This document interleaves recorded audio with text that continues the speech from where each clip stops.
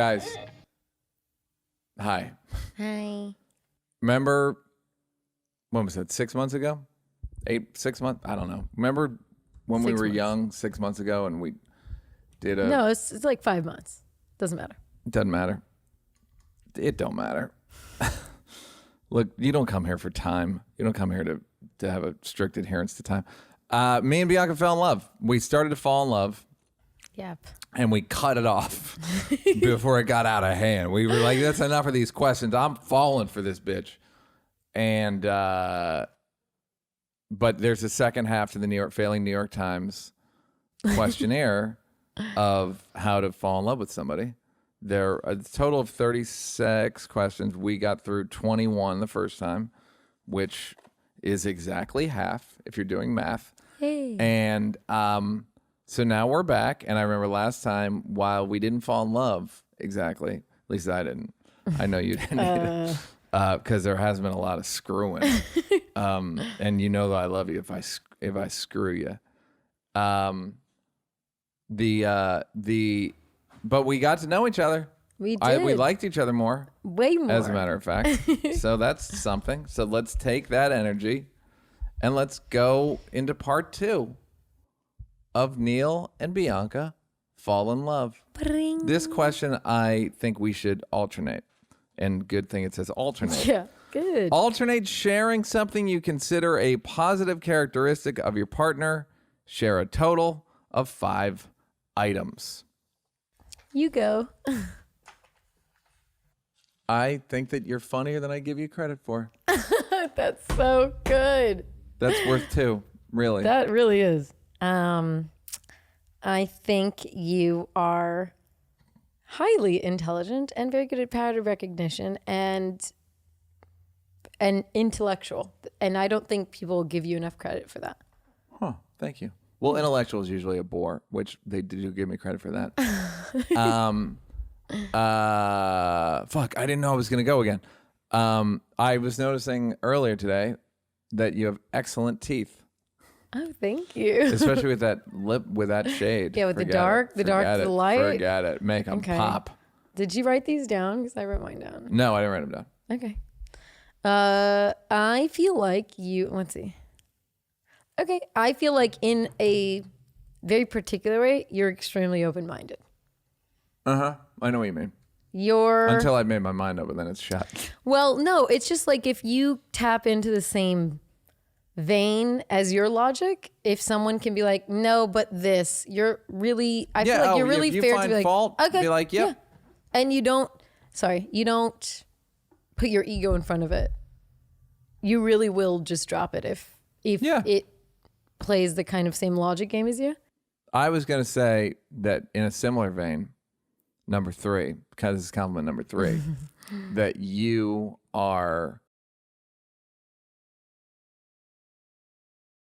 more logical than I give you credit for. Excuse me, I got choked up. Wow, I can't even say it. I got choked up, guys.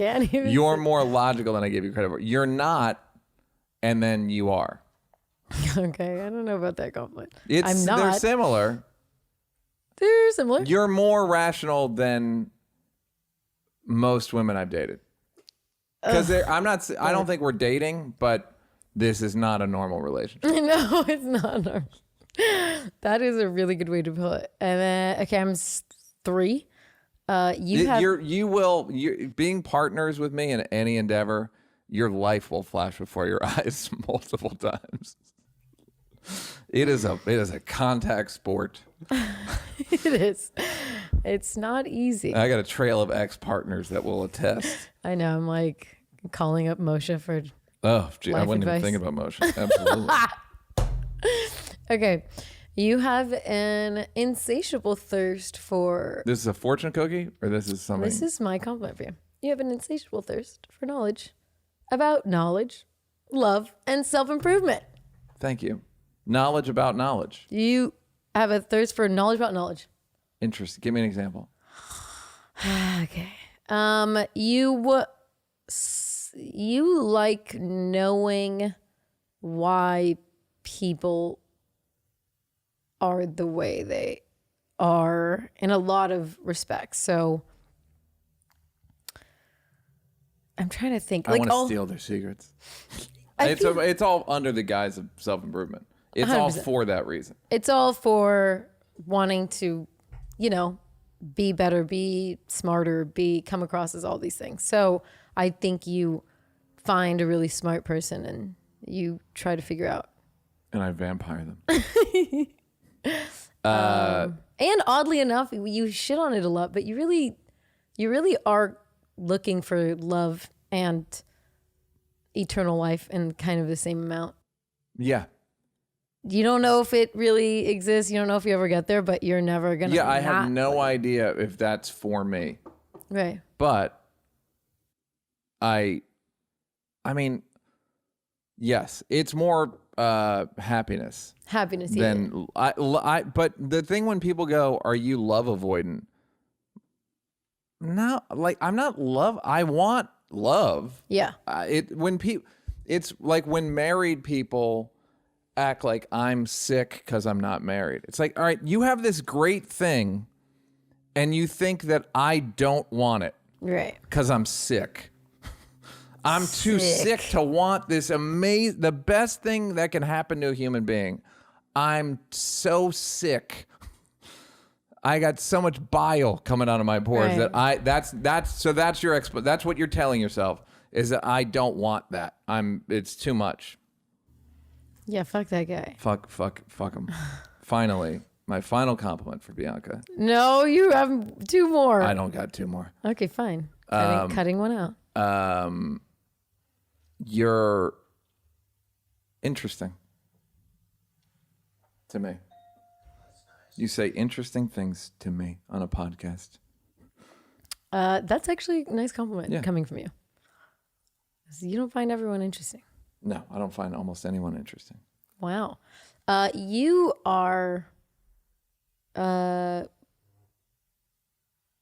very generous. Very, very, very generous. You're the poor man's Mackenzie Bezos. That's right. I only have 70 million. Where she has 70 billion. If I had 70 million, I don't even understand. How much would you give to Will? I forgot to talk to mention this when Rock was on. What? Because it's such a testament to how crazy he is and how functional it is. He didn't know how much money he had. Ugh. Until he got divorced. Oh, okay. Yes. He literally never asked how much money he had until he got divorced. And I was like, what, dude? And he goes, Neal, what good does it do me to think of myself as rich? Now, we both know the answer to that is, well, you could maybe enjoy your life more. But that's not what he's here for. He's here to think he's under attack and then strike back with a good bit. Yeah. But not like he had, I don't know how much money he had, but actually I do, but I'm not going to tell you. But after a certain point, it's like, what are you doing this for? Now, having said that, I'm only generous if I've recently received money. Like, there are points where if I get like a profit statement or whatever, and I'll see like, then I'm that weak. I'm like fucking licking my finger a lot. And then 2 weeks later, I'm like, I don't think we're going to shop. You've really been hitting the Amazon hard. So thank you for noticing my generosity. Yes. Just mention it at my funeral when people are shitting on me and talking about how cold and mean I was. I wonder what Will's going to say. No comment. Well, Will is a fan of my directorial movie, The Goods. I just found out. So pretty big deal. Saw it in the theaters. Thanks, Will. Got me nothing because I didn't have points on it. Doesn't make a difference if you go see it. Next question. How close and warm is your family? Do you feel your childhood was happier than most other people's? Yours is, if they listen to the first part. Yeah, if you listen to the first Falling in Love episode, I read through my mother's rules which made your mother cry and made Jimmy Carr tear up. So, Yeah, so sad. a stoic Brit No. was brought to heel. He pulled over on the side of the tram. I can't remember what they call it over there. The motorway. Tube. So sometimes I think I overstate how I grew up. Like sometimes I'll have memories and I'll be like, well, that's fucking, like we had a pool. You wouldn't think, you know what I mean? Like you wouldn't think we had a pool. I never used it because I would just go to work because it wasn't worth it. It just wasn't worth I moved to Philly in 8th grade. So I was only there for 5 years. So I didn't get a license because I just didn't want to fuck with my dad's car. I wouldn't use it. It was just fuck all this shit. Close and warm. Different The things. category is close and warm. Not that close, but a little warm. Certain people I'm warm with. Not those sandwiches. Listen, I can't Right, get over yeah. Can't get over that. To me feels like coldness. It even is though, coldness. Well, they were cold technically, but the act of that whole rule board that feels so cold. Yes. It was like a group home. But the same family. But then I think it's am I being a dick by saying, am I being self-pitying by saying it's like a group home? No, people, I don't think me and Tiffany Haddish's upbringing was Right, similar. no. You know what I mean? good. That's real pain and squalor, and I don't know squalor, but real pain and almost no, she didn't have a pool and nothing positive. Right. Do you ever hear her on the Champs? It was the best. It was I'm sure it I was have, but I really don't like remember a it. coming out party for her, and it was all anguish. Yeah. It was just all bad, abuse and. How do you interview when someone's saying such just fucked up stories? How do you guys? Well, people thought I was being too funny with rock. When? On our episode. Really? Yeah, because I was laughing at how awful some of the shit he was saying was. Yeah. But I'm laughing at him for not admitting it was awful for 50 years until I was like, it seems awful. And him going what? So yeah, I think with you, if someone knows that you've been through similarly bad shit, or you can ask the questions. It's not, and you know how to ask it, meaning what you take it from their point of view, and that must have been awful, instead of tell us, Right. without being a anguished tourist about it. And I happier than most people? No, but there are plenty of people with significantly less happy childhoods. Okay. So Millions and millions and millions. I mean, yeah, it's hard. It's hard. Again, you can't compare. This is a rock argument we used to have, where he used to be like, "You're a rich kid," and all that shit. It was so compare growing up in Brooklyn to Africa. You had it great. Yeah, there's always. It's and then Africans go, what country? There's just, you can get worse and worse and worse. Yeah. So I had a split parent home or growing up situation. So both very close. Just you were close with both of them. Close, yeah, and the dynamic is close. There's no room to really be distant. Were your mom and dad still close? Hell no. Hell no. Do we know what happened? They haven't really agreed. I've never really gotten the full story, but a lot of miscommunication, a lot of some bad choices in retrospect, From both of them? I think so. I think people are being petty and hurt feelings, and people went to their respective corners, and then life did some dumb moves on. shit. Yeah.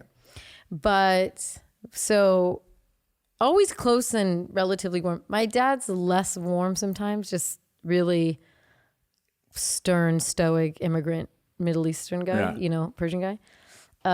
But had a lot more money. So, it's like I went skiing every weekend. We were with him in the winter. Like, that's very nice. Yes. I'm not going to go. There's not that many black people on the slopes. Right. That must have been very painful. Tell us about that. That was not, me and my brother made it work. How do I ask about pain? This is how. Talk to us. And Tell people what it was like to skiing while black. First of all. Anyways, and then my mom's, definitely not like that, but still found you have fun when you're a kid. You'll figure it out. Did your dad... Okay, if you were in a divorce situation, do you think it behooves the richer person?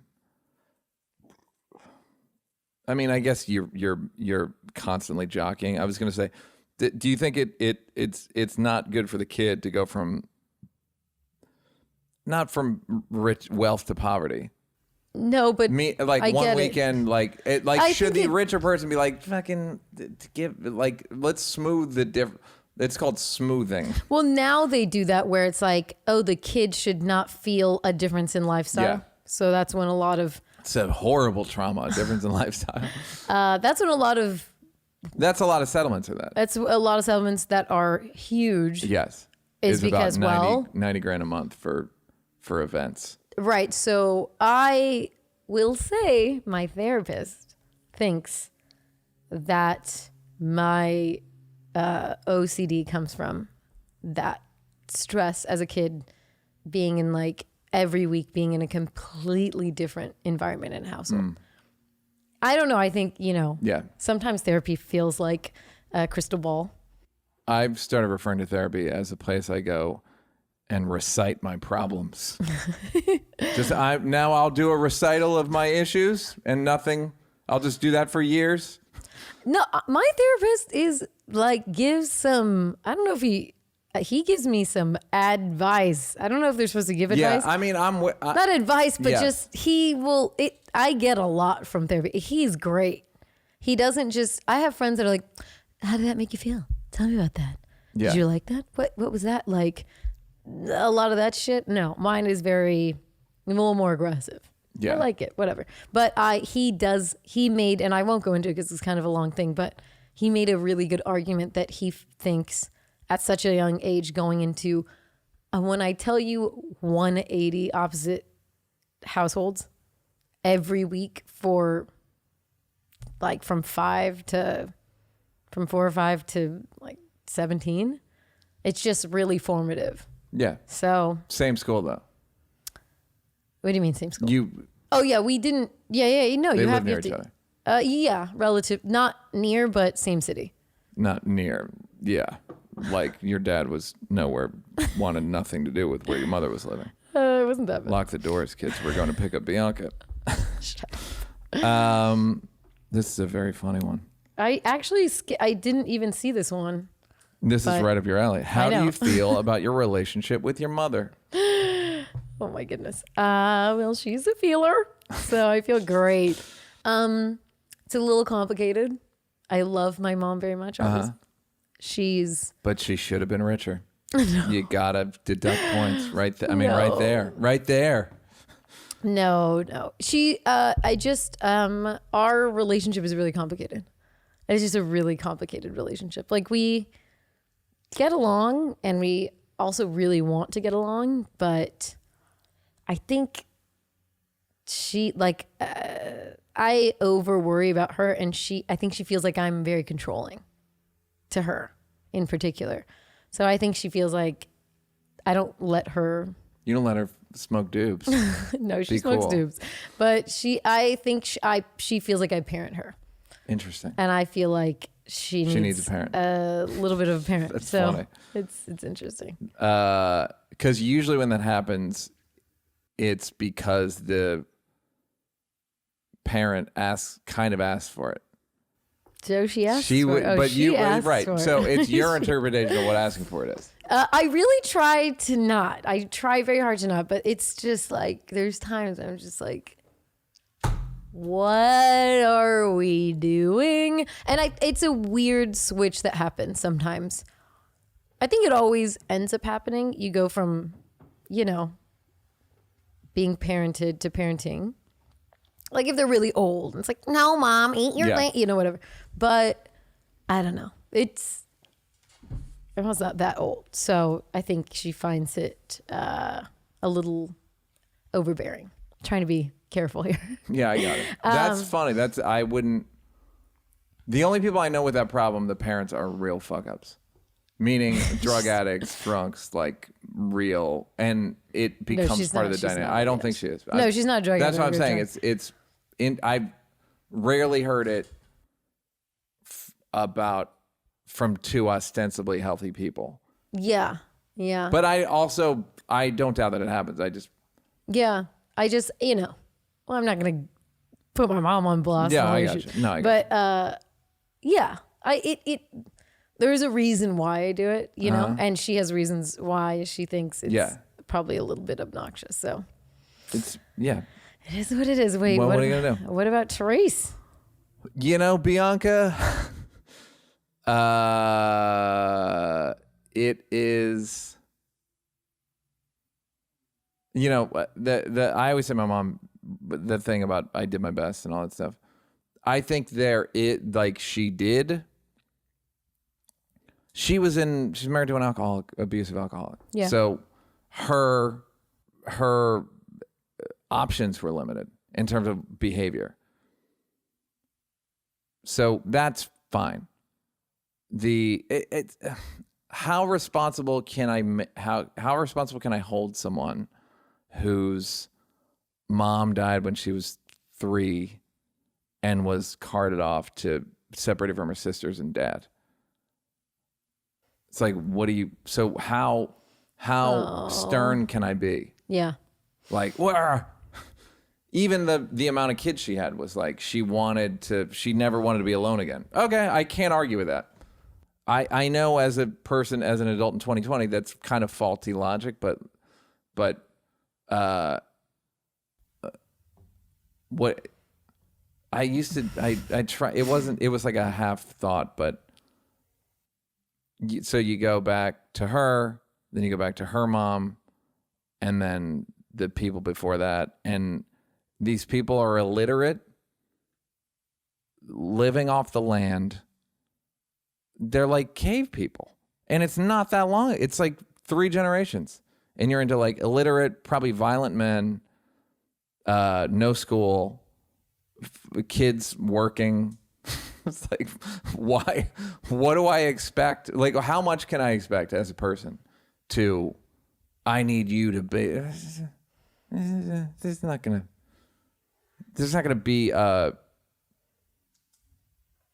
to be like this great exchange and understanding.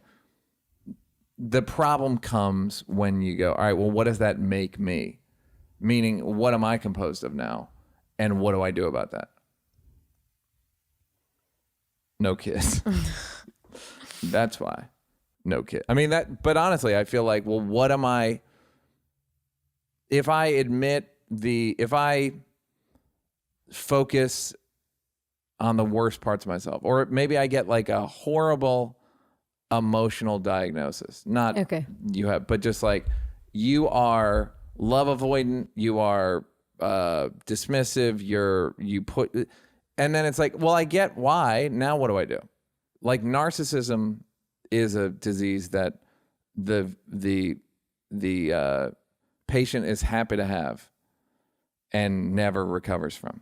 Yeah. Never. So that's not, if I'm narcissistic, I think it's on the mild end. It's very hard to overcome shit like that. It's very hard to overcome like an emotional set. Like this is how you're set. We say like heavy set for fat people. He's heavy set as if they were just set that way. He had to be 400 pounds. Okay. That was the setting he was on. So if I'm my emotional set, that's where all the pursuit of this shit comes from, is knowing what the setting is and just trying to fucking nudge it off of it, and to varying degrees of success. In some parts of it, I nudged it probably 25%. Some parts it's like 3. I'm not trying less. Do you know what I mean? Right, I right. don't. It's like if you were gonna build yourself over, I'd keep obviously my work ethic and my sense of humor, Right. and my aesthetics, but the rest of it, my emotional approach is like, I have no attachment to that. Yeah. But that's the thing. Like people my mom's generation feel like attached to their. Like, part well, of that's their how I've done it. identity, yeah. It's like, it's tradition, everybody. Like, we've met here every year. It's just a dumb superstition or tradition that I've never had, ever. Like, I started going to therapy when I was like 23. I was like, I'm not fucking married to this shit at all. Yeah. But the problem was, in some ways, you are.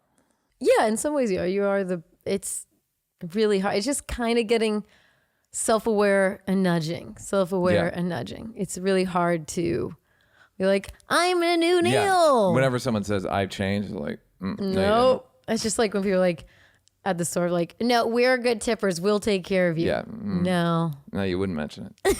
You wouldn't. Good tippers don't mention it. They just do it. It's true. So that's how I feel about my mother. Number 25. Make 3 true we statements each. For instance, we are both in this room feeling Blank. blank. I will say we're both in this room feeling connected. Okay. Do we alternate? Yeah, we'll alternate. We both, so it said for instance, so I'm not using the be both in our room. No, you thing. got to. Okay.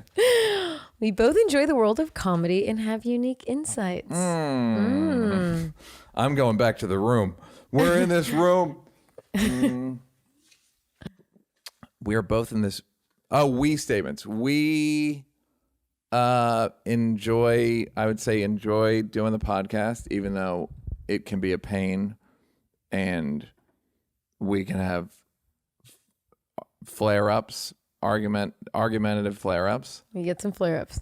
that we've gotten better at getting through and Just getting moving past. and just letting it live in the past. We both pay attention to / hate the same kind of cringe behavior. Great. Although I do not like the word cringe. There's no better one. We It's like, disagree. what's the better one? Embarrassing? Embarrassing, yeah. But the problem with cringe is like, it's that like, But it's not I find necessarily cringe makes me cringe. Cringe makes me cringe too, but sometimes something's not embarrassing. It's just cringy. Like a word someone keeps using. It's not necessarily really embarrassing No, thing. but, But if you're a big enough snob, it is. right. But then somebody else, it's just like, God, can you stop? Like, just stop. It's not necessarily embarrassing. I feel like cringe is personally, and embarrassing is no one I hear wants. you. I don't know. I don't. But I would argue that. We can just use it for both. Yeah, sure. Yeah, I would. Yeah, I would argue I that just think everything makes me cringe. It's like, Everything makes you cringe. It's yeah, it's like when people go, "You're basic." It's all fucking basic. Most of everyone's behavior is basic. And thirdly, I was gonna say that I hope people do these themselves, because like that thing I just said about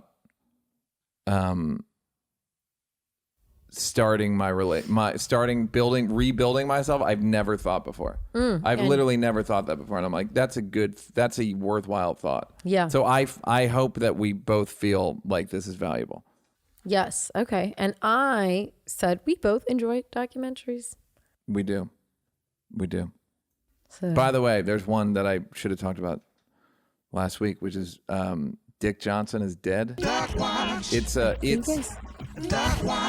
you never know when it's gonna happen. Dick Johnson's dead. It's on Hulu, I believe. What is no, it it's on about? Netflix. It's this woman filmmaker, DP, made it kind of defies explanation, but her father's dying. Oh, yes. Okay. And Netflix. It's just really, it's an abstract documentary. Cool. That I do love that. I don't even know what the premise is exactly. If that makes sense. There are scenes where I'm like, I don't know why this scene is in the movie, but I'm glad it's in the movie. I've seen a few. They're more like art housey talks. Did you ever see My Winnipeg? No. It's like that. But I did see The American Ruling Class, which probably similar. It just defies. Yeah, it's hard like, to. I don't even know how to describe it. But there's like monologue. It's just crazy. It's great. It's abstract and like, yeah. But the Dick Johnson's Dead's fucking super cool. And very sweet. The guy's just a very sweet man. It's also nice to see parents and children love each other, even when they don't have anything in common. Yeah. They just don't have a ton in common, but they do love each other and it's not strained at all. That's beautiful. Complete this sentence. I wish I had someone with whom I could share. That's a good one. My humor with. And I mean it like, not like I wish I have had that, but that's important to me, that you can be funny together. Do you find that you often don't have that? No. Or that's the downside of being single? No, I think that is a criteria. I see that as in a relationship, but at the same time, if you said this in a relationship, it would go badly. What? I wish I had someone with whom I could share. Like your type of humor. Mm-hmm. I don't think that's weird. Why is that weird? Because we were dating, it would be a problem. If you were like, I wish I had someone to be like... Well, no, but that's the problem with this. The question is like, I wish I had. It's like... Right. But I think this is a... I forget that it's I'm going to answer, okay. But I'm going to answer it and see if you can re-answer. It's not about what's important. This to me is like, I wish I had someone with whom I could share a thing I can't share with other people. Oh, okay. Like my porn preferences. There you go. That wasn't my answer, but I'm just, no, it's like answer. something. Too late, bitch. It's your answer. Just something that you generally don't share, not necessarily what you want. And it doesn't have to be like a secret. It's just a thing that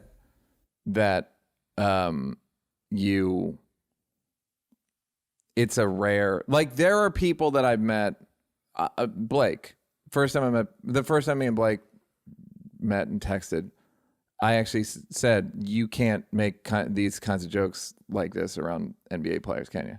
And he was like, I can't. And it's very exciting. Meaning he's funny. He's like funny for who he is. He's very funny. So it's fun to be with somebody that's like as funny or funnier. Right. You're not the funny guy. Yeah. Like like somebody will hit the ball back and then I hit the ball. You can volley. Love it. What I would like to share, guys.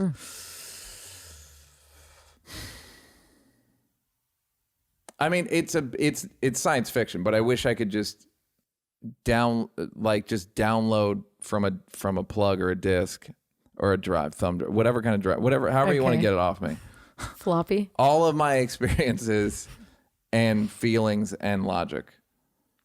Meaning, so that someone doesn't. Okay. So it's just like, there's no that question. Would help you out a lot. Yeah, it would help me immeasurably. Because I seem weird. And I'm like, I'm telling you, this is a true thing that happened. And this is a true way to feel. And I feel like misunderstood. Not in a way that's... I just have had weird experiences. Like 10 kids. Like just shit like that that's just not common. Yeah. That I wish people could like, and then I would feel guess less judged inherently, even though people aren't judging me. I'm like, yeah, they are. Yeah. I would feel less judged. Floppy, by the way, is the biggest play in the NBA. What the hell is that? Underhand? It's a floppy. It's like a set. It's an NBA set. It's like the main NBA set, like the main play, like what they do. Basically, every NBA team runs some version of floppy. At its core, a floppy action is one where the ball is at the top, a shooter gets under the basket, and 2 screens are set on each side of the lane. The shooter can choose the left screen or the right. Oh, everything's floppy. It's the whole league is floppy. It's just floppy ass league. Except for the triangle. Okay, how often is the triangle played? Well, not anymore. I don't think anyone does triangle. What about the flying V? Flying V, no one's heard of. Okay. You didn't answer the question. Oh, well, on the fly, I guess. I see a lot of. I've seen so much very subtle, hilarious shit. I mean, I've traveled so many places. And I think I'm good at explaining a story and telling a story, but I would love. There's just things you cannot explain. Mm-hmm. Everybody knows that. I would love the ability to kind of taking your floppy thing, be able to just share, just revel with me. How fucking funny this is. Some things lose their je ne sais quoi when you explain them and they're not funny. So it would be a version of humor, funny scenes that I see in my life. Great. Fantastic. Comedy's a big one for her, guys. She works in a comedy club. She does a comedy podcast. With the comedian. If you were going to become a close friend with your partner, please share what would be important for him or her to know. That's a weird question. I know. If you were to become a close friend with your partner, please share. Close friend. What would be? Just like this is for people that are not in love, and this can help you fall in love. So let's assume that these are 2 strangers. Okay, strangers go. I would want him or her to know that if I'm being annoying, it's for, I believe, a decent reason. Meaning, I'll find myself sometimes like with someone I don't know very well, talking a lot, and but I'm talking a lot because I'm afraid they're not going to talk, and we're both going to be bombing. Don't be afraid of the silence. Early on, I'm very afraid of the silence, and everyone is and should be. Oh, whatever. Because I know, but I don't. That's an example. I get Meaning, why. I think as a guy, you kind of got to MC a little bit. You kind of got to like keep it moving and look what we got. Yeah. Women didn't invent magic tricks. I had that thought this week. That's a guy's invention. Yeah, we did. We fucking gave birth. That's pretty magical. Nice. Don't seem nice. So if I'm being not nothing, but if I'm doing something, it's not against you. It's not nefarious. It's just because like there's a reason. There's a reason. It's the same issue from before. It's like, it's not what you think. Here's all the experiences. I can tell you my logic of this and feel, and I want them to accept it. But I feel the relationships I've had, I feel like they think I'm doing things, they take everything personally. Like, I mean, my friend Molly one time said that women are narcissists and take everything personally, which I think is kind of true. Like that she inspired the joke about when you don't pull a chair out for a woman and the girl's like, you're not ready to be a father. Like, how did you? No, yours was get a bag of chips, didn't offer me. No, that's a different part of the same answer. Okay. But that's exactly right. Like, I'm not a fucking automatic piece of shit. There's a reason why I didn't. If I don't put the seat down, it's not because I'm trying to dunk you in the toilet. it's because may have been doing something positive. By leaving Not the seat up? necessarily. Maybe because I peed on it. Well, why'd you put it up in the I'm first saying place? if I put it up, it's not because I'm a fucking asshole. That's my point. Is like, it's not because you're not thinking of me. Yeah, I'm sorry. When I take a leak, I'm not thinking of you. I'm sorry. But I don't think that makes me automatically a bad person. And I think that that's the thing that I, as a guy, die by the power of the men. That I deal with, that it's nothing personal. Nothing is personal. Yeah. Other than when it is, which is you'll know. Yes, I'll let you know. This is personal. So, I feel like, okay, sorry. I feel like I would say I'm a very supportive friend, and I can be a bit loquacious, can be a little talkative, when my ADD kicks in, and I'm not moody, not very moody, just chill. Let me see. We're gonna ask the judge if that's true. Moody. You used to be moodier. You are difficult. I'm sorry. I'm not. I know, and I'm just not that moody. But in general, but I'm gonna be straight up with you, Neal. I love you. There was an adjustment period I needed to go through.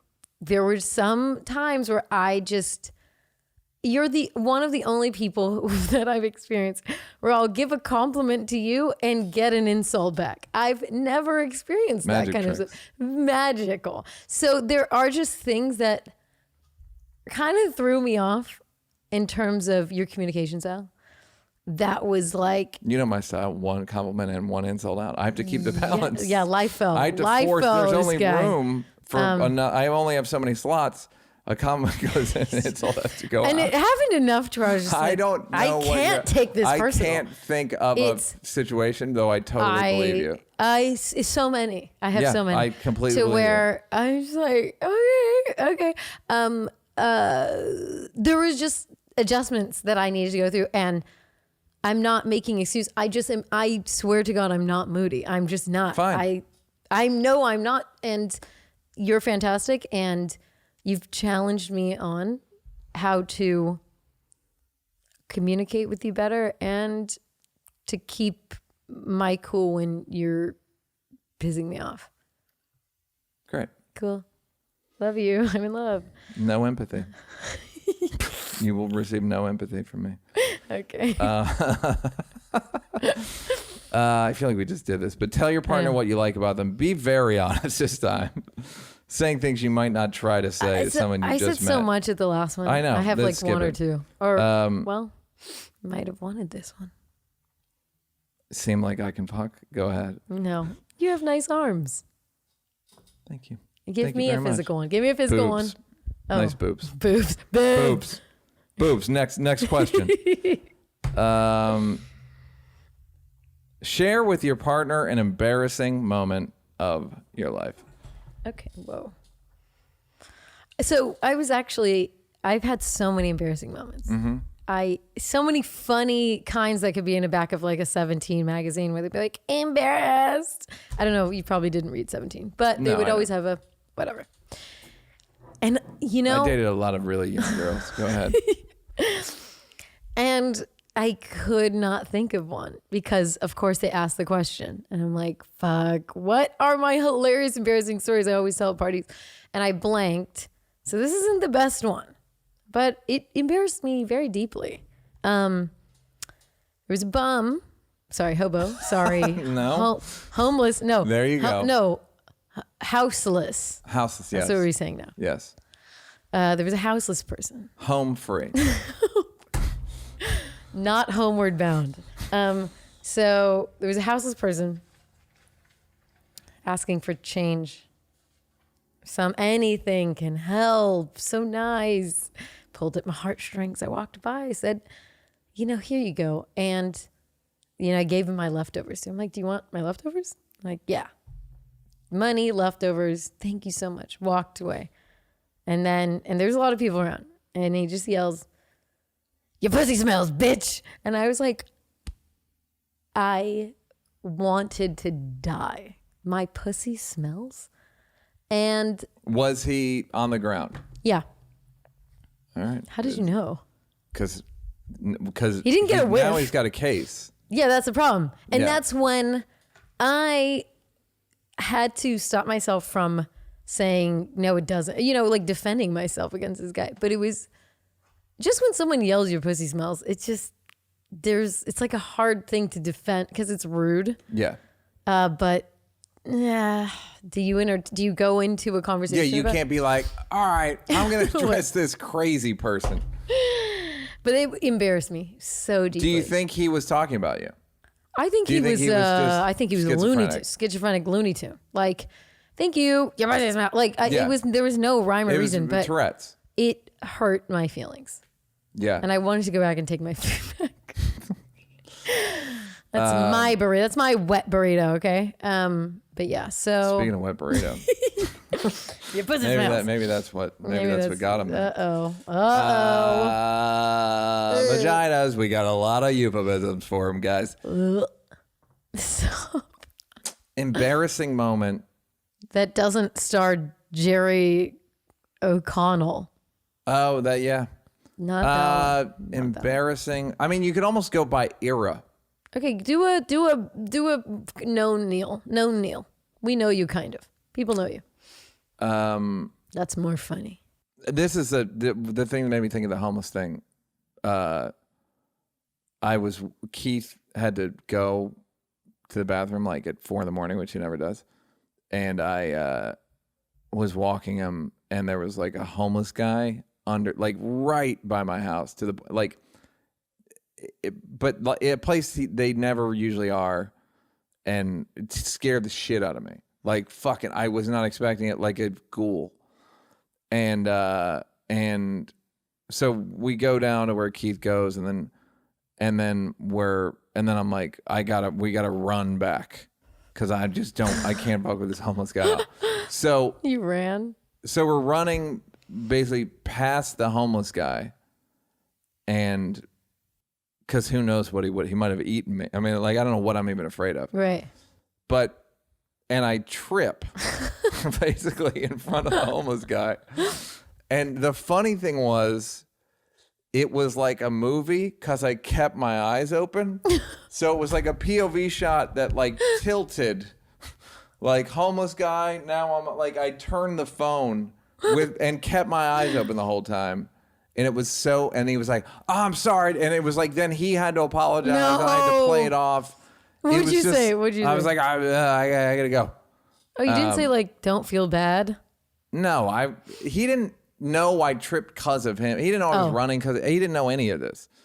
But the fact that I kept my eyes open fucking made me laugh really so hard. Funny. And then what's an embarrassing?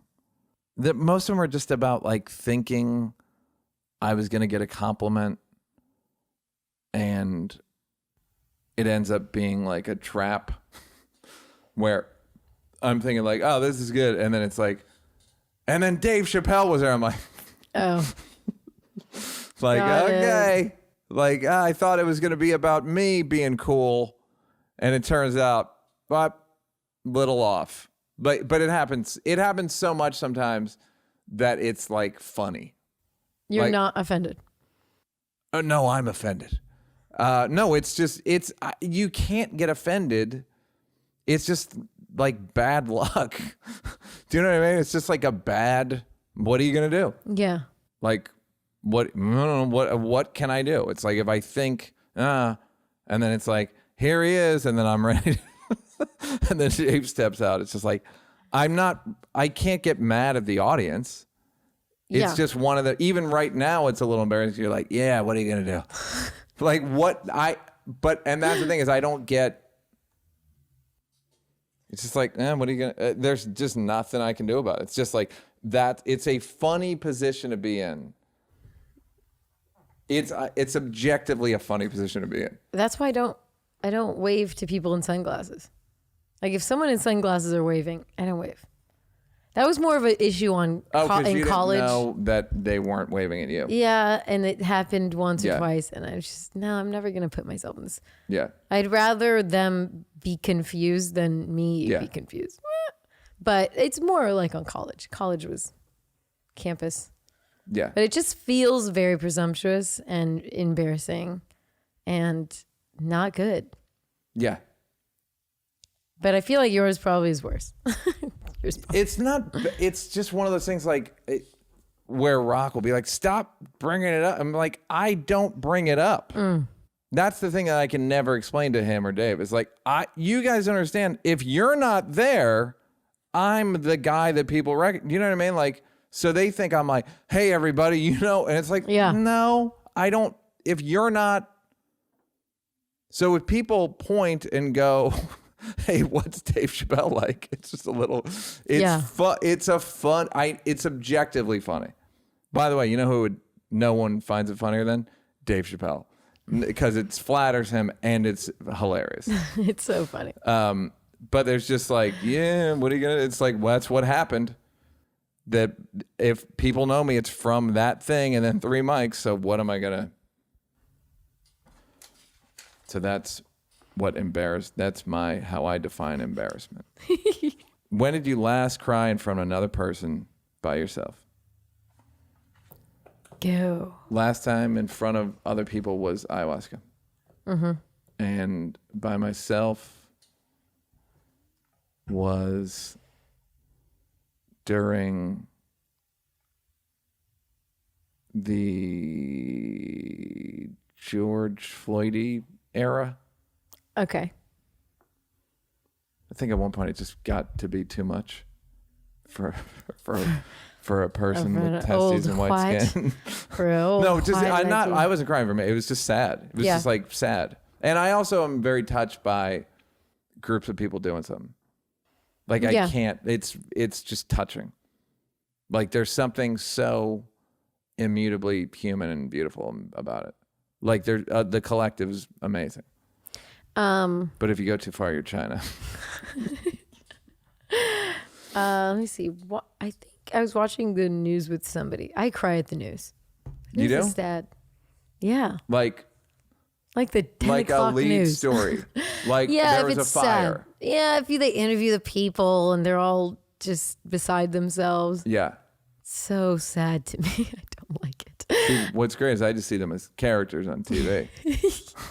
Characters in a story that's not real. You do, because we were watching something and the news came on and I don't know, you just called back like the title of one of the news segments for so long. I was like, okay. Well, that's I'm making fun of the production people. I'm not making fun of the tragedy. I know. But you find other things funny. You can find something else. You can find the silver lining in the news. By myself, it's really sad. My friend,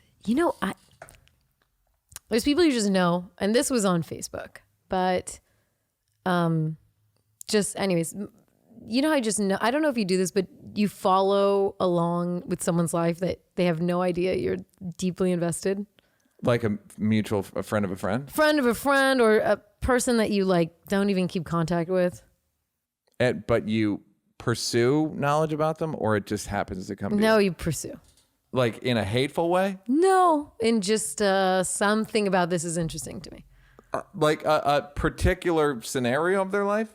This will be my last question because this is infuriating what I'm doing. No, just following along with their life. Something about it intrigues you enough that, like, if you just were like, Chaz Bono, I need to know what she's doing. Oh.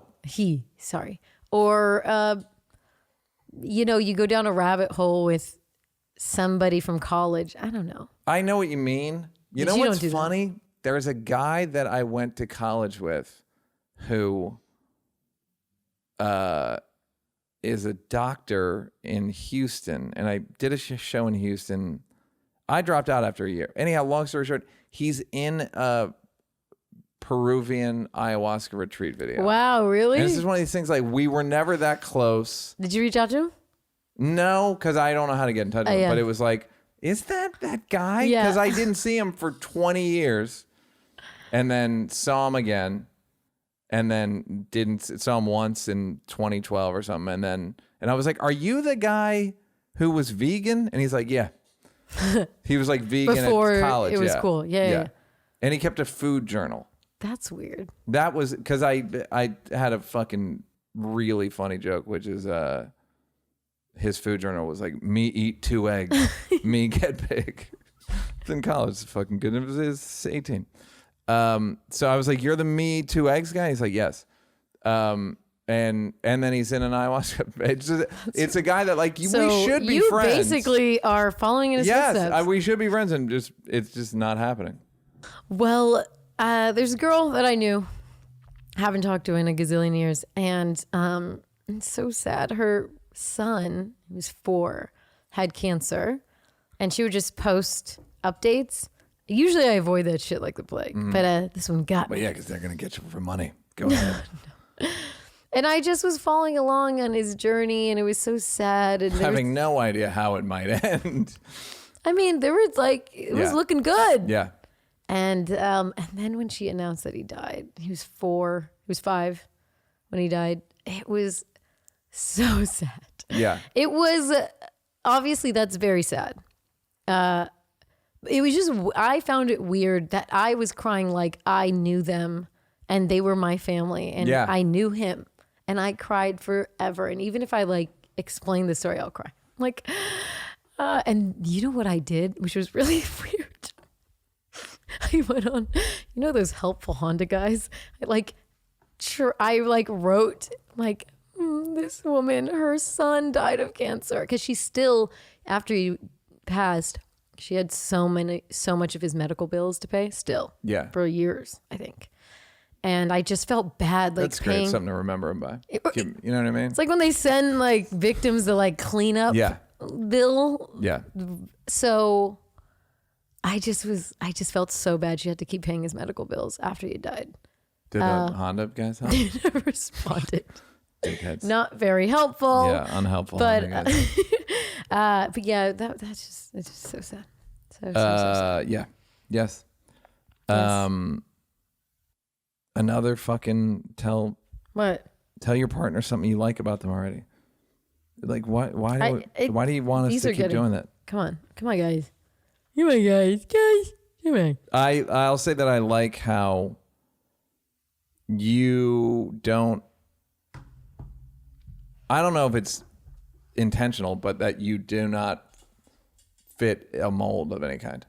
In terms of how you live your life. Yeah. Meaning you're not really pressed to like, I need to find a husband.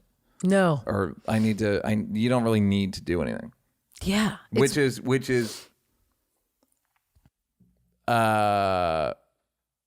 rare, I think, for a fertile woman. I just feel like it'll happen if it's going to happen.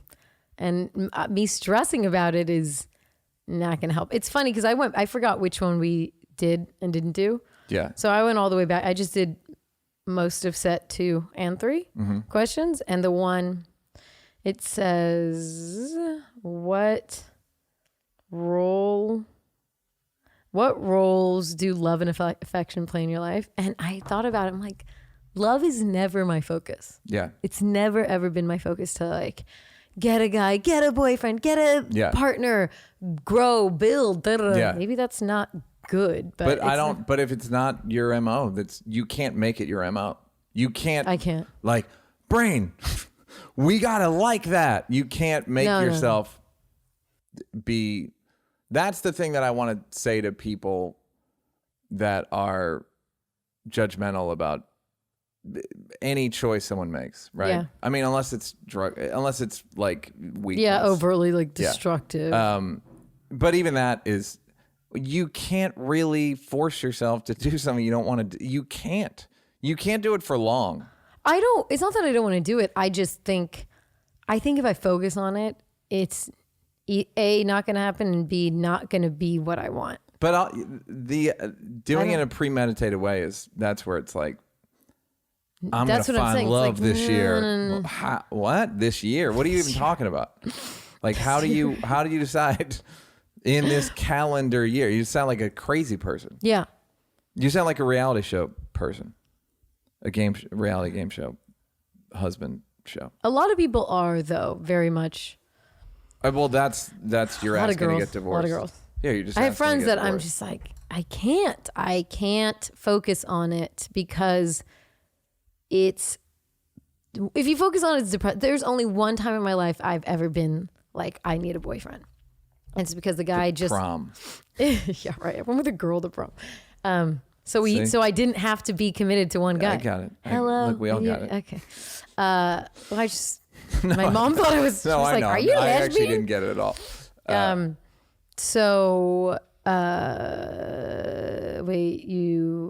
Wait. Well, you were pressed to find a guy, have a boyfriend once. Because I dated a guy who, and I'm the coolest person to date. I am never, you got to bring me here, come to my friends thing.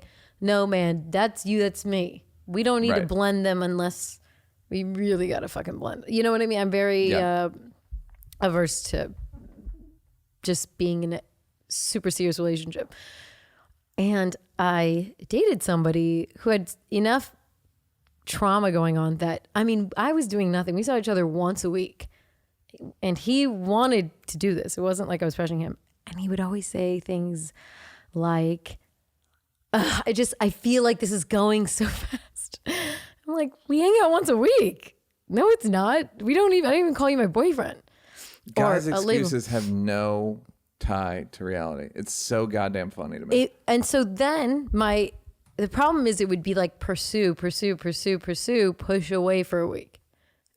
A month, like drinking my bathwater, push away. And it was the first time I had experienced that. So after a while, I'm like, just go. Like you go. Won't answer the call. 100 phone calls. I'm sorry. And this and that. Okay. I fall back into it. This is going too fast. It's too much. I'm like, yo, dude, what do you want? So when we broke up, mind you, breakup was I just stopped answering his phone call and he stopped calling after 2 weeks. He still thinks you're dating. Go ahead. And he still thinks you're dating and it's going too fast. I wanted me to tell you. But after that, I think the reverse psychology of telling me when I was doing nothing wrong, you want too much from me. We hung out 2 days a week and then I took it down to one. Mm-hmm. And it still was weird. So after that, I think I got in my head, maybe I do want a boyfriend. Maybe that's what I just got in my head for a period. And guess what? I tried so hard to get a boyfriend. Didn't happen. And the guys I was trying to make it work with, we weren't that compatible. Mm-hmm. It was terrible. You can't learned a lesson. You can't reverse engineer it. Lesson learned. I remember one guy was like, I'm not looking for anything serious, but you're good at this. I was like, fuck, I can't get a boyfriend. That's funny. So I snapped out of it. I went back to normal Binky, but it really did fuck with me for a second. Just regular Binky. Just regular, same old B. What, I think I didn't tell you something. I didn't tell you. Go to your list. I think tell your partner something that you love about them already. You're so much more goofy. Yeah. You're a very funny, goofy person. Mm-hmm. And you're not ever goofy on stage. Mm-mm. You have like, the basis is sometimes the point of view can be silly, but you're not goofy on stage at all. Because it doesn't. I don't get it because it's so funny. I know, but you're better at being goofy than a lot of people. Of course, but I find it. Of course. But I don't mean like, of course. I mean like, yes, but there's a certain thing in comedy where they won't respect you. No, it's not in comedy. It's the audience. It's like, I don't want that from you. Who? You don't want that from the audience? In my case, the audience does not want that from me in particular. When I do it, I'll get like 20% of the crowd to laugh. Really? Which is like, you can't, that's no margin. No. That's not a good bad margin. Those are terrible margins. And then there's certain people that like Chris DiStefano, this New York comic, he has a podcast called History Hyenas that they release a lot of clips on. him and this guy Giannis Pappas and fucking yeah. really funny. But Chris is so fucking funny on the podcast in a way that's almost impossible to be on stage. Yeah. Like it's all this like, I'll tell you what, I like. He's like over cranked and like it's Anxiety Tuesdays, hon, and you almost can't do it on. And because I said to him, I was like, dude, you got to figure out a way to take that. D'Elia actually figured out a way to get his sillier inside podcast jokes to his onstage person. Good. He is good at being said. But you know what? I would argue D'Elia has a different challenge. He can get away with a lot because he's like commanding of the room. Yeah. And so you immediately want to be down with what he's down with what he is. Yeah. For example, when I'll see Ian take the stage, and I mean, like when I first started and D'Elia didn't have like this crazy, I mean, always very popular, but as crazy of a fan base, and just can take the stage and command attention. Whereas let's say Ian has to earn, he has to earn the fact that it's like, oh no, I'm actually funny as fuck. By the end of it, you'll know. Yes. But he has such low energy. Yeah. That so I feel like you're somewhere in the middle. In the middle of like, and I know that it's just trying to figure out what people, I don't even know how people view, that's the other problem is I don't even know how people view me in terms of if someone comes to see me, I want to go like, what do you think is going to happen? What are you yelling at them? No, not what do you think is going to happen, but like, what have you seen of me that you like? Because it's like, Neal, come on. No, I don't mean it like help. I mean it like, did you see me on the Daily Show, which is like a very prescribed political metaphor thing? Did you see me on the Breakfast Club? Did you see my Twain speech? Did you see Three Mics? But Neal, you're more consistent than you're giving yourself credit. I'm not. Oh, like they're all kind of the same. Kind of not the same, but similar enough that if you like one, you'll like the other. Yeah, I'm with you. I guess it's like I think that what people like about me is like fucking unique thoughts and good metaphors. Like if I had to pick. So I don't know where silly plays into that. I can be silly in the margins. Yeah. But I can't be silly in the middle of a thing about Black Lives Matter. You know what I mean? Like the problem is I talk about relatively heavy things. So it's like. But I think you're you're silliest the most on this podcast. Of course. But a lot of people who like you listen to this for that. You know, it's like they know you. Yes. Yeah. I feel like you can get away with it more, I guess, if it's your show than a blank canvas. A showcase audience. show. Showcase? What do you mean? Like that's what the store is. Oh, yeah. Showcase Yeah, exactly. 12 people. They came for 2 of them. Yeah. 3 maybe. I do fun crowd work in person. Yeah. Like, but that can be silly. But I know what you mean. It's just, it's hard to know how to integrate it. Yeah, it is.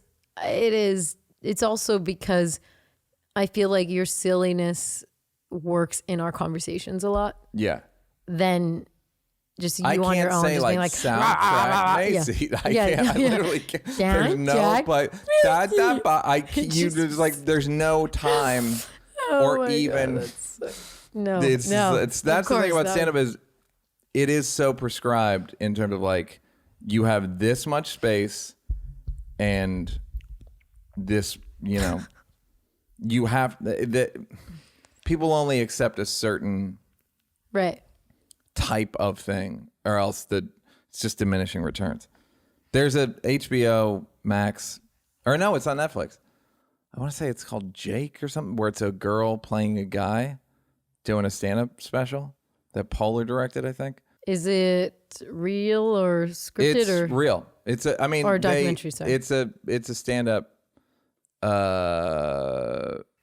thing. Is it documentary? No, it's a stand-up show. Yeah. Natalie, it's called Nate is what it's called. But and that's one of those things where like it works, but it's not getting big laughs. It's like silly and abstract and like some of the abstract artsy, but it's like I can't. No. It's like it's got a black barbershop rules. Has to work in a black barbershop, or at least try to work in a black barbershop. So what, if anything, is too serious to be joked about? That's easy. Black barbershops. Next question. Nothing. Really? There's nothing. Okay. That is too. I know your answer would be I mean, people were mad about a Megan Thee Stallion joke, and then what's funny is you liked it when you heard Chris made a Megan Thee Stallion joke. No, like, I didn't. No, I read? didn't like the joke. I didn't like the joke necessarily. You like that we both made a Megan Thee Stallion joke? No. Do you want to try it for another guess 3? Tell me. No, I laughed at the absurdity that he said that to her. Yes. We shouldn't say what it is. No. But it was almost like, oh, wait, he really asked her that shit. But one, to her face, Yeah. she didn't like it. Yeah. You know, there we go. Right, but I'm None of it was the content of what. It wasn't like that was so funny. It was just some things. I thought it was fucking hilarious, but oh no, it's like a yeah. Eric Man Andre on the street. Yeah. It's like the absurdity of the person's reaction, or like, I can't believe he said that. That's kind of funny. That wasn't like Yeah. yeah. Okay, As a comedian, well, nothing is funny you to you. can't. I mean, nothing's off limits. Yeah, you can't worry about, because if I think about it long enough, I can figure out a funny angle.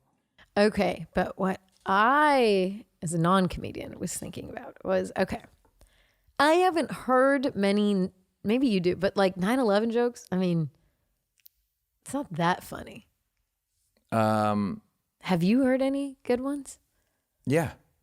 Okay. Mass killings, mass shootings. Mass shootings. They're not it's that funny, impossible. No, but it's like, Yeah. what's the be? It just feels like I'm gonna be edgy. Nothing's off limits. No, I don't. I don't. If you're there, like are a black church getting shot up is like. Of course, I don't know. So I wrote mass killings. I wrote mass killings. Mass killing a black church, absolutely. But did I tell you the joke that my buddy made? I didn't even know him, and he told me a joke a black guy made after the space shuttle blew up, which is, he's like, you know what this means? White people singing gospel, which is fucking hilarious. Right. Like, it's not. If it's abstract enough, I just don't. I believe that if there's Chris had some good school shooting jokes. Dave has a good evacuation joke about like, well, if you're teaching the kids how to evacuate, the shooter's here. Like, that's a fucking good, like, right. It's not impossible. I guess we have to say, who's the subject? Is the subject that people who are dying? It's a lot harder than. Of course, yes. But then it's like, is that a joke about that thing? It's when people go, don't joke about one. It's like, yeah, but if you have a good enough comedy brain, you can figure out who to make it so that everyone can laugh. Yeah. Like, I would trust Stanhope to do it. I would trust Jesselnick or But Dave, we could just say, maybe if you're not, maybe, if you're not one of like a trusted headline comedian, I wouldn't. I just think there's different levels. There's different tiers to what you can joke about, and just that's like big leagues. It's like, yeah, but those guys did it before they were famous. Did what? Make jokes that you're not supposed to make. I feel like most people who aren't famous make the jokes you're not supposed to make. It doesn't mean are they good? Shitty jokes you're not supposed to make. No, that's what I'm saying. Unfamous list made the joke well before they were famous. A good joke. Yes. That's one of the ways you get famous is you can figure out a way to be funny. Yeah. Or Jim Jeffries, or like there's guys that do it, or Burr or whatever. Like there are guys that can do it. But most we're talking about the greats when they weren't known. So yeah, of course but Patrice did a joke about a 9/11 joke, which is like in November of that year, somebody got pushed in front of a train, and Patrice was like, "New York is back." It's fucking hilarious. But that is abstract. I agree, but he's not famous. It's again, it's like, is that a 9/11 joke? Yeah. Yes. But it's more of a New York joke. Does someone die? Yep. I think I'm trying to make like a. There's just no hard, fast rules about it. Yeah. Because you can,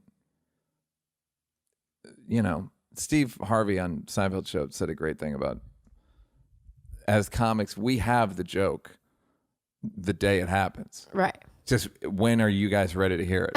That's true. It's like we don't, and that's him who doesn't even like play that game. Right. Like, but we have the joke. Our brain already came up with the joke. It's just when are you pussies ready to hear this joke? Like, but it's unless it's directly affecting, and even if it's directly affecting you, it's like your brain will still shoot out a joke. Right. A big, beautiful joke. If you were to die this evening with no opportunity to communicate with anyone, what would you most regret not having told someone? Why haven't you told them yet? Go. I'm pretty direct. I'll say that. But has there been anything you've avoided? Like, not avoided, but you haven't been in a position to say to somebody that you would like to? No, well, I mean, I've got too many vengeance ones to count. I've got too much vengeance. We don't have. You'd need a second Lady podcast. Vengeance over here. Yeah. So I don't even include that. This seems more like not having. Here's thinking about this question earlier. I was like, I would want to tell people that they were wrong about me, but it's like everyone, you know what I mean? But at which point you go, are you sure they were wrong? Right. So I have all this shit where I could go like, you shoulda. I don't know, man. I don't. Maybe not. Yeah. But there's nobody that I don't. It's also worthwhile. Is it worth telling so and so that he hurt my feelings? You know? Yeah. For what? And then it's like, just so you know, look, I have some news. First news is Neal died. Right. Second news is you really disappointed him. Like, what? There's nothing positive that I haven't said to people. Yeah, I thought about this question and I was like, well, there's a few family members that I have bones to pick. But I feel like if I'm dying, yeah. I think it should be positive communication only. I agree. And what I wrote was negative. I'm like, no, I didn't write it, but every bone I had to pick was a negative thing of someone who's done something towards me, who's wronged me. Yeah. And then when I think about it, if you're dying, just fucking focus on the bad. Focus on the axe. Get the axe and keep grinding to the last. I want my last motion on earth to be grinding my axe. Yeah, so just positive things. Yeah, and do you feel like there are a lot of positive things you haven't said to people? No. Yeah, I don't either. I like saying positive things. Yeah, me too. I think you have to. Yeah, you can be generous with that. If you especially don't have money. In a thing that's, I always try to be positive to people in showbiz. If I like something, I get the person's number. Hey, great job. It's blank.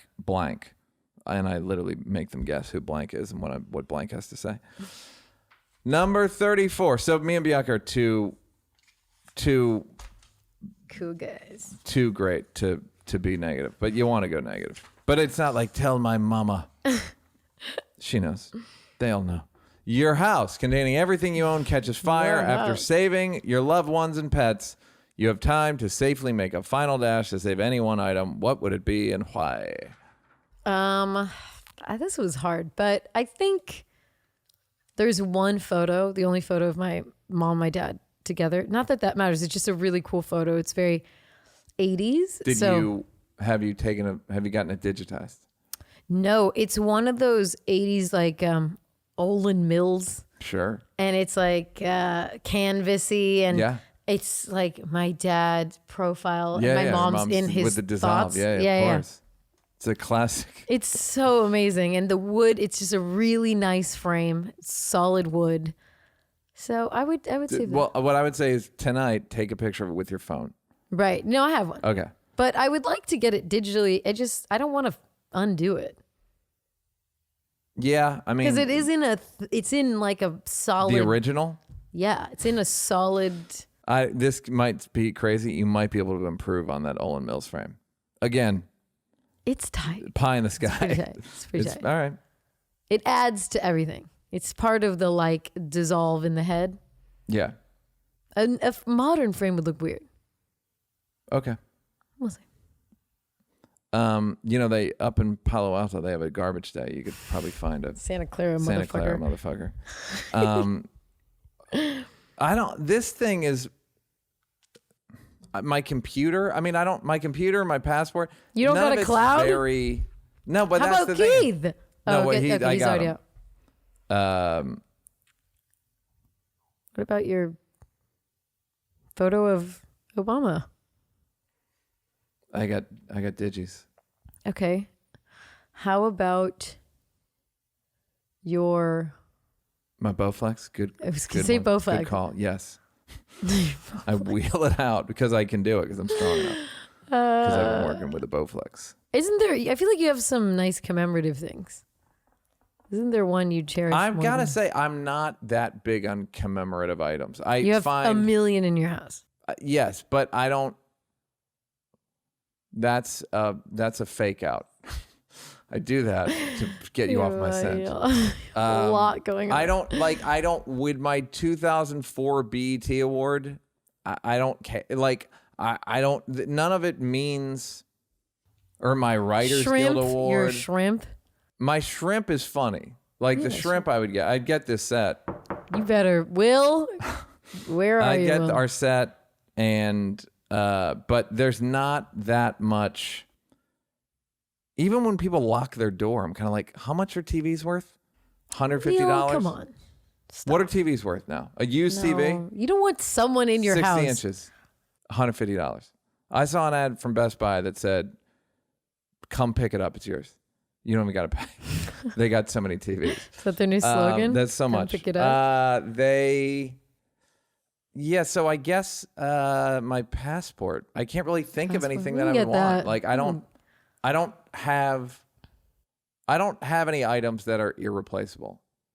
And I don't if I have like a trophy or something, I have a prop from the Goods 2009 car picture. Are you gonna give it to Will? I have like a prop arm that everybody signed. It either feels braggy or unnecessary. So you'd be fine with this whole 3-4 story Light it on thing. fire right now. I won't break eye contact. I just don't. I don't know. bum? There's nothing that I would absolutely. Your Soda Stream? Well, but I can get a new one. There's nothing that I can't get a new one of, and the trophies, I never think about. Okay, so now it's because I want you to play the game. You can't replace anything. You can only replace like a very small amount of stuff. Okay.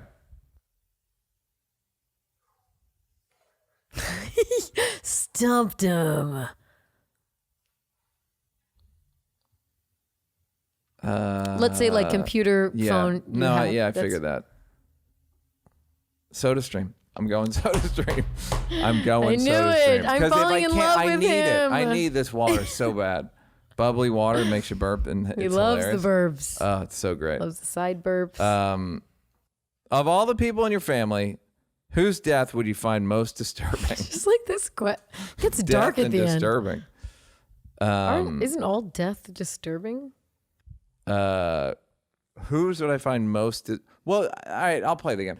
Come on, play the game. Which is how your dad died. So my dad died too, Yay! but less so somehow.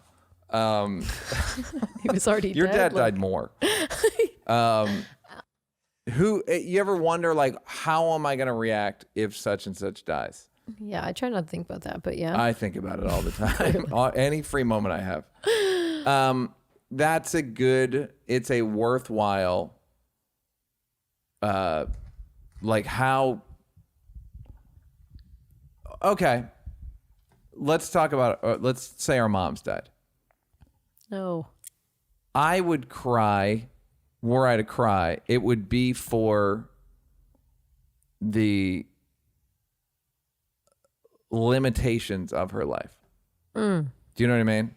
And that's now over. Yeah, for sure. And there's a line in the movie Affliction, which is the greatest drinking addiction codependence movie ever.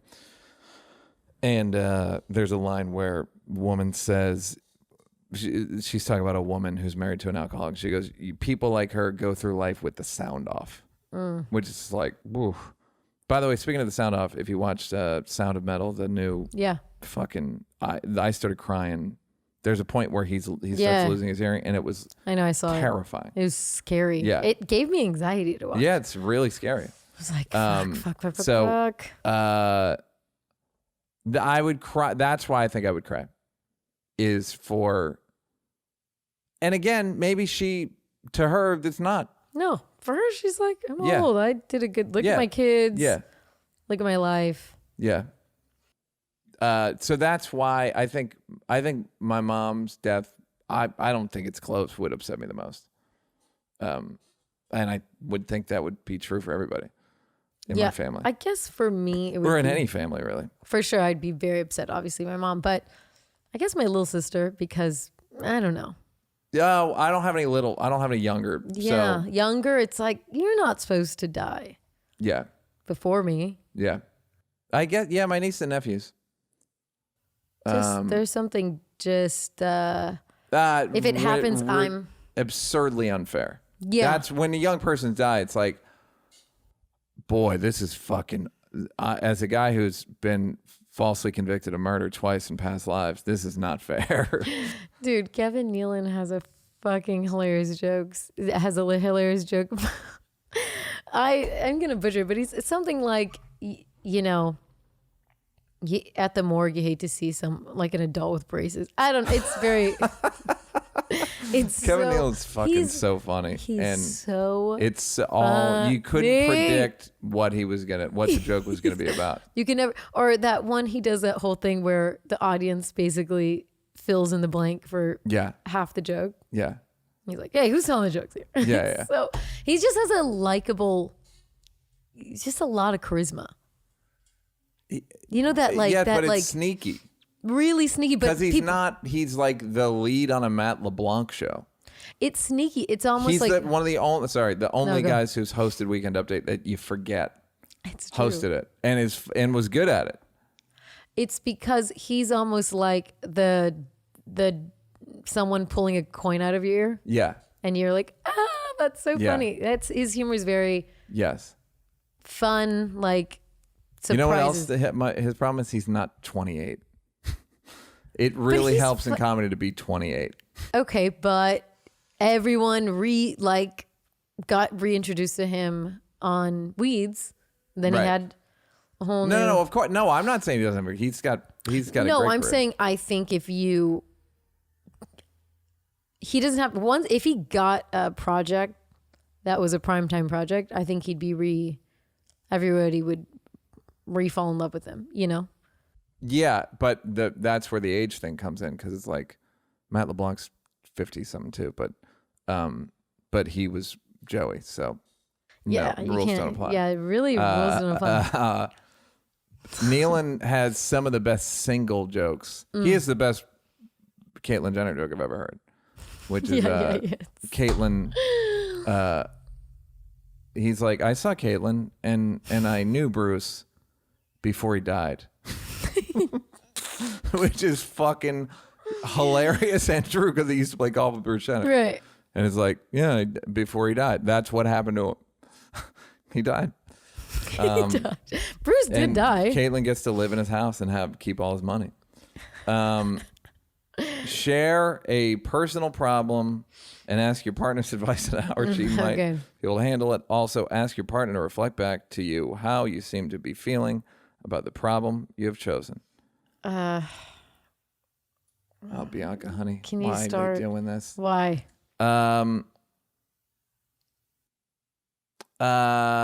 Problem. Well, the problem, the book writing is still a problem. What book writing? I talked about writing a book last week. Yeah. So what's the problem? Well, what's the problem, honey? I can't write a snitch book. Yeah. But as I said earlier, I have a unique experience on Earth. Okay. But I don't know how to write about it without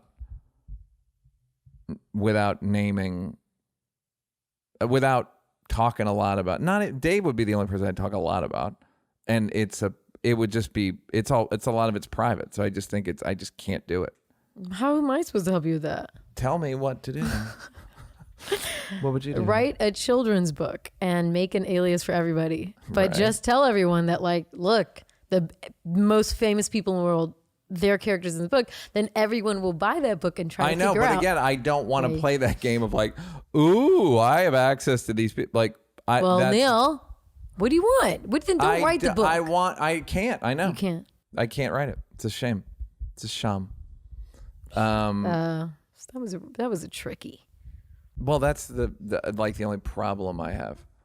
That is like. I'm joking. You got other problems for me? I'm joking. No, I'm joking. Mine was gonna be okay. Mine is so. I'm gonna ask a dating advice because everyone else asks us dating advice, and I never ask you. So I always end up in the same situations, right? Meet a guy. He's a little overly anxious at the beginning. I counter that with massive amounts of support and emotional generosity. They take at the beginning. What are they? A bit like of an anxious attacher. Okay, they're like desperate. Not desperate, but like just very. Metabolism often. Yeah, text, they gotta eat. They gotta eat a lot. But not so obnoxious. But I don't know if they're hiding it. But it eventually, it's like a lot of emotions.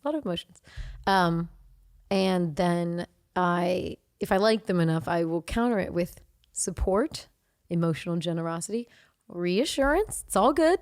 You might scare me away though, so chill. And then it becomes kind of a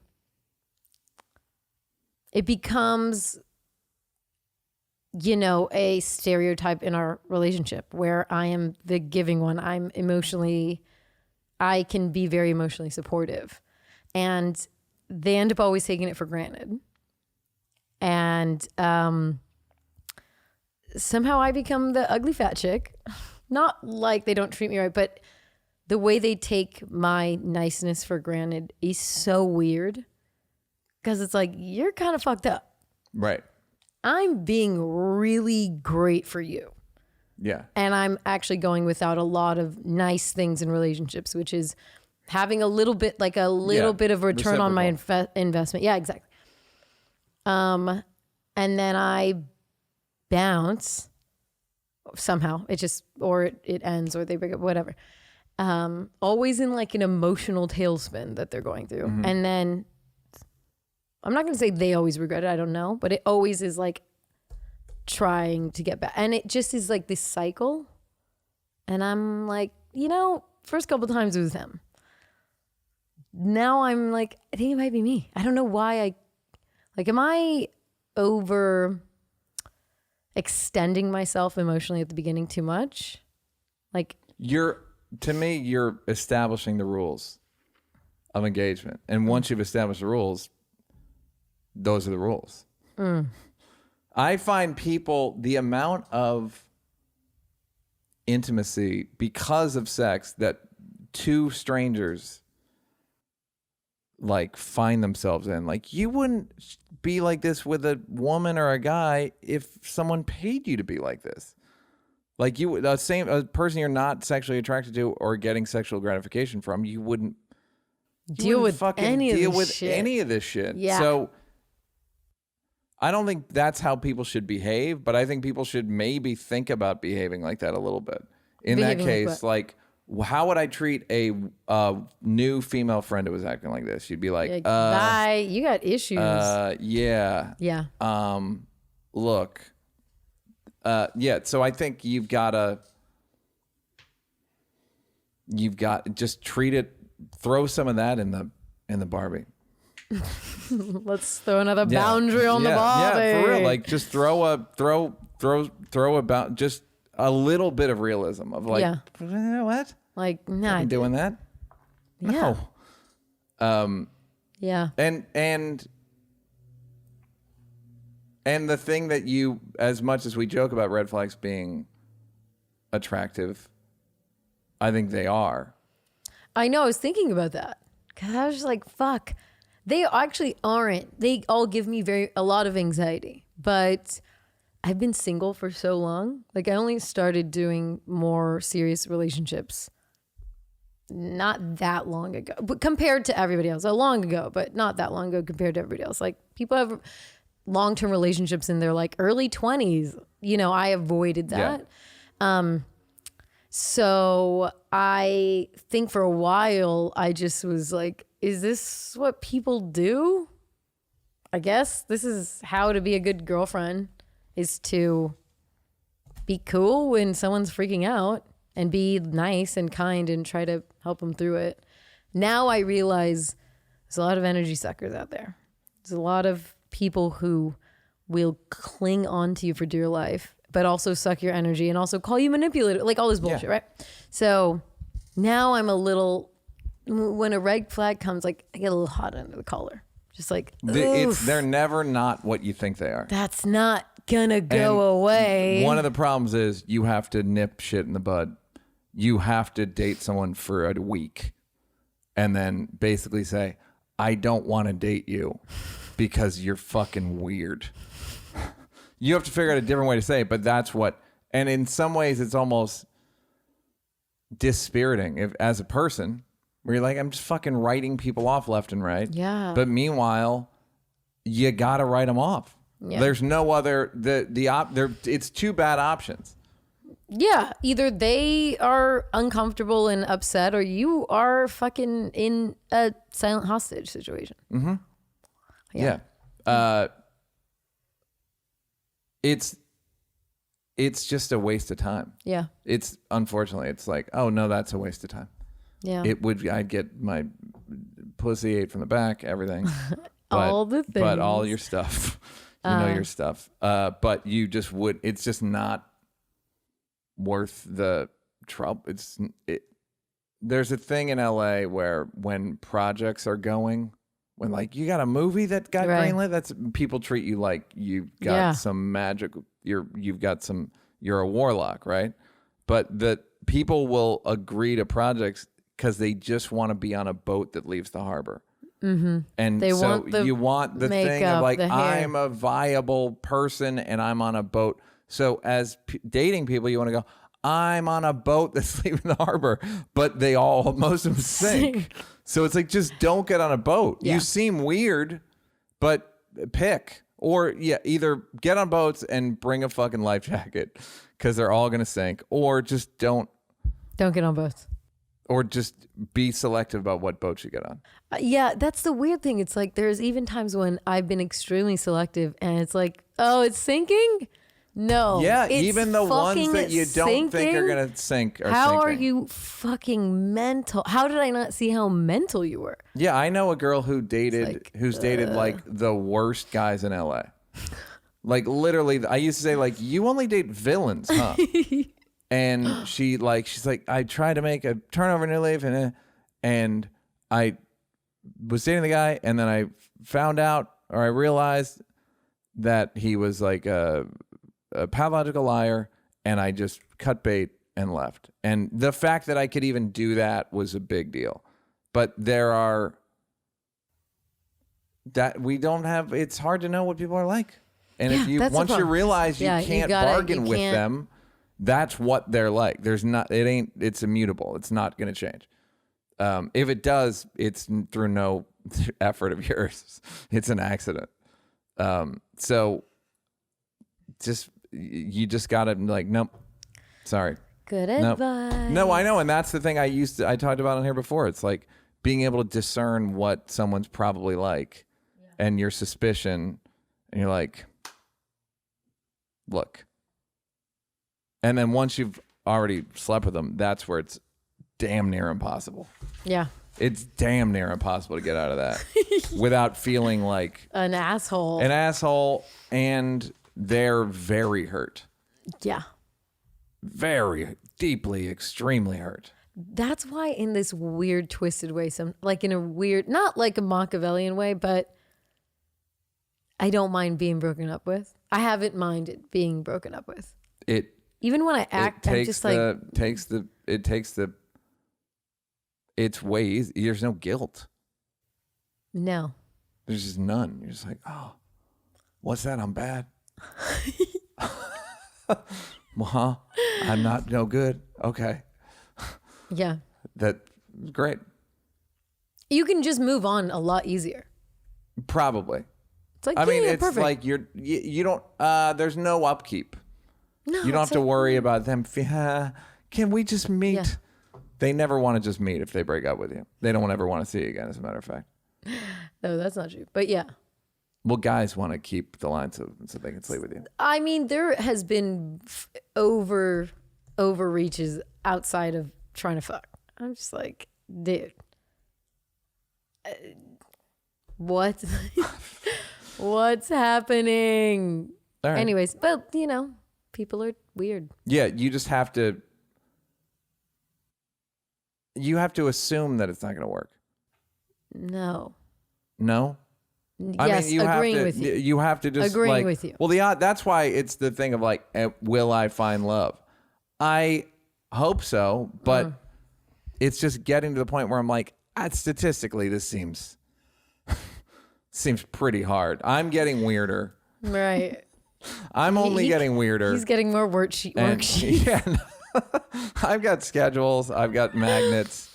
I'm getting weirder, and women are getting more independence. This can't be good. No. I mean, honestly, I think the more independent women, women's expectations are getting higher, and I'm getting more peculiar. So it's like, what are the fucking odds this is gonna work? Where I'm not even like I want something crazy, but just it's a miracle. Anytime I've been in love with somebody, that's my takeaway. It's like, this is a fucking miracle. We made it. I don't know how this happened, but it's a blessed miracle. But I wish that for you guys because it's Valentine's Day. No, it's not. It's December. Again, okay. We're in love. We're in love. We Leave did us it. alone. Privacy at this time. He's taken, we fell ladies. in love. Goodbye. Goodbye. We don't have to take the shit. Goodbye. We don't have to take the shit.